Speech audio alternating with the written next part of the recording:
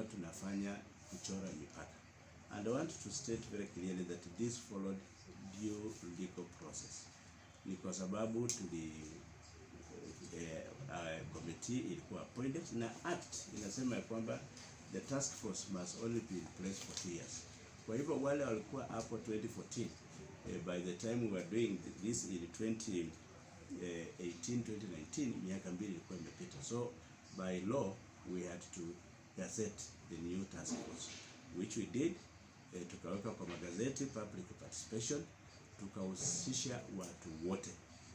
Tulitembea Bungoma yote, tukachora mipaka. Na hizi mipaka zilikuwa guided by the act.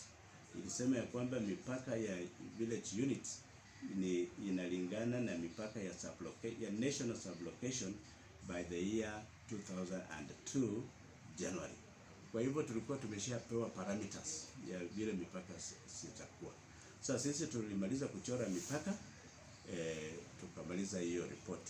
Na tulipomaliza kuchora mipaka, act inasema ya kwamba ni vizuri kupeana hizo mipaka. Na mimi nataka kuambia watu wetu ni ya kwamba tulipomaliza kuchora hizo mipaka mwezi wa 8 mwaka uliopita, mimi nilipeana hiyo report kwa cabinet as the law requires, na baada ya kutoka cabinet nikaisubmit to the assembly through the office of the clerk.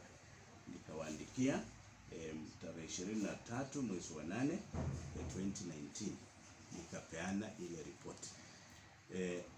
As we talk now, hiyo report imekuwa na watu wa county assembly from last year in the month of August. What they were supposed to do was to discuss that report and present it to the floor of the house. Kwa hivyo tulipeana report, na mimi nataka kusema ya kwamba the public service public administration committee of the assembly retreated to Kisumu, wakapitia hiyo report. But up to today they have never presented that report to the floor of the house.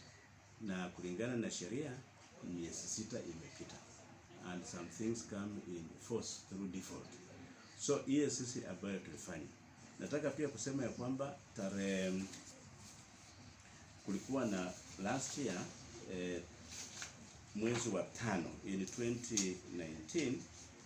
2019 petition ambayo ilikuwa imekuwa file kotini na watu wa ndani kuhusu kuongeza mambo ya kusimamisha employment of village administrators ilitupiliwa na court, which means the court now gave us authority as a county government to go ahead and employ. Kwa hivyo tunapozungumza wakati huu tumetimiza hayo yote ambayo assembly ilihitaji tufanye gazettement, tumefanya. Ilihitaji tuchore mipaka, tumechora. Ilihitaji tungojee petition ikwishe, imetupwa nje, tupwa.